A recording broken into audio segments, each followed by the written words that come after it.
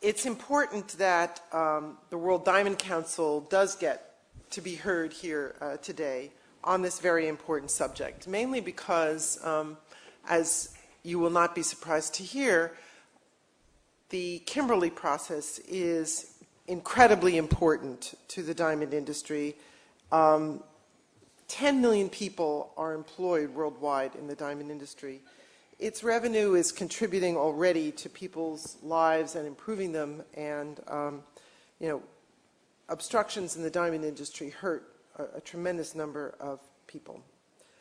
Our industry should continue to play a positive economic role in the countries where we operate, and it's imperative we do so in a way that prevents violation of human rights in these diamond-rich areas. And such violations are certainly worthy of our condemnation, and we call not only upon governments but on any institution assigned the subject of human rights to act, and to do so now when it finds information or concerns about human rights violations. The Kimberley process was born out of a concern for human rights, and it continues to monitor compliance among its participants. If a participant ignores allegations that KP standards are not met, then they will, according to KP procedures, no longer be welcomed among the group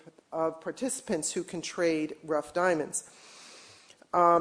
And certainly the allegations, for example, in places like Venezuela, Guinea, and Zimbabwe are violations of the standards that the Kimberley process already has in place.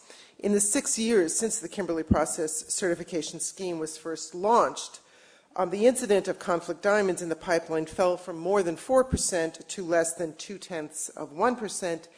The robust implementation of the Kimberley process continues to be incredibly important to the industry and to the World Diamond Council.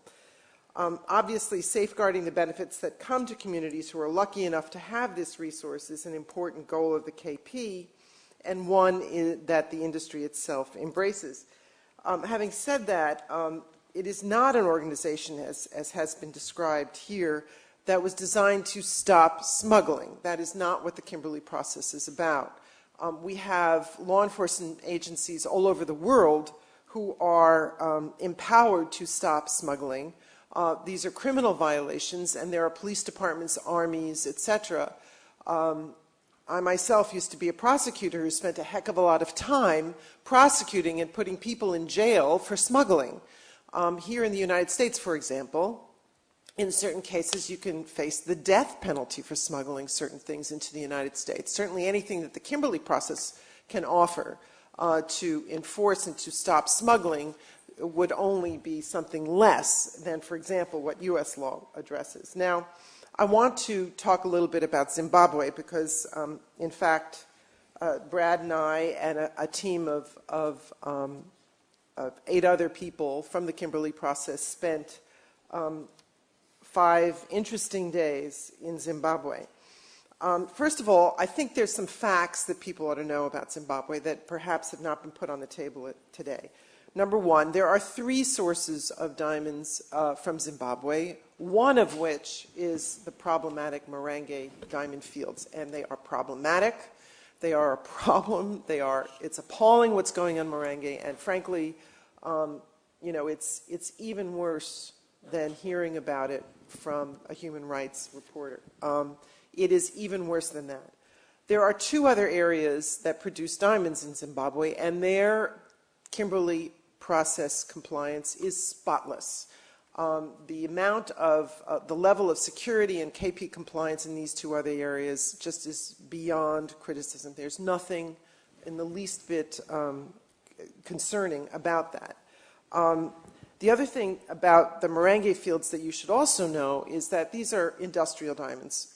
90% of them are industrial. So the problem here is a particular area of a particular source of diamonds in Zimbabwe, not the entire country. Having said that, however, the problems that exist in Zimbabwe are incredibly serious. And I also have to emphasize that the Kimberley process, because of its standards and its interest in monitoring and ensuring compliance, has been to Zimbabwe, has sent a team, and has engaged with the government of Zimbabwe and also the people involved in producing diamonds and all the government agencies from top to bottom to talk about bringing the government and the system into compliance. It is the Kimberley process, after all, who is fully engaged, and it is the Kimberley process and its tripartite arrangement that is governments,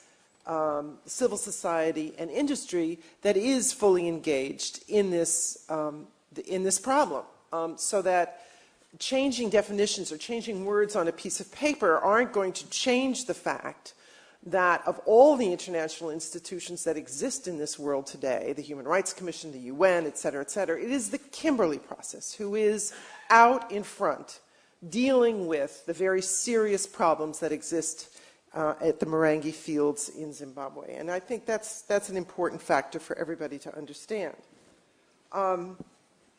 That isn't to say that the other international institutions that exist should not act. They should. There are international institutions with resources to address violations of human rights, and they have done nothing, and they should. I want to be very clear also about the position that the World Diamond Council has taken on the situation in Zimbabwe. We've certainly more than once called for these government and international institutions to do what they were designed to do, to take up the issue of what's going on in Marangi. And we have called upon the governments to do so. We have fully engaged with the Kimberley process to address what's going on in Marangi. And we have called upon the government of Zimbabwe in particular to develop an action plan in accordance with what the review mission recommends, so that the diamonds from the mine in Marangi can be managed in a manner that is fully compliant with the requirements of the Kimberley process and also maximizes the value of these diamonds for the benefit of the Zimbabwean people. And they have examples right in front of them. They have two areas, in River Ranch and in Maroa in Zimbabwe, where there are tens of thousands of people who are drinking clean water, going to school, living decent, healthy lives because of the diamond mines in their communities. We have said, the World Diamond Council has said that if these recommendations from the review visit are not implemented and addressed in an acceptable timeline, the World Diamond Council will have no hesitation in calling for the suspension of Zimbabwe from the Kimberley process certification scheme. So I hope that makes very clear what the World Diamond Council position is on Zimbabwe.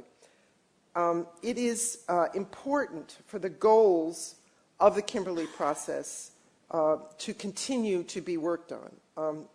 Even Ian's organization, Partnership Africa-Canada, continues to engage on a very robust level with the processes of the Kimberley process. And, you know, it was in Namibia in June, I was sitting across the table from representatives of Partnership Africa-Canada, working on language, working on projects, working on moving things along, and reading in the newspaper that, you know, Ian Smiley of Partnership Africa-Canada was criticizing the Kimberley process while I'm sitting across from Partnership Africa-Canada people working at the Kimberley process. It was a little bit of a dissonance, but having said that, we are continue to be committed to the goals of the Kimberley process because a robust and compliant Kimberley process is incredibly important to the diamond industry.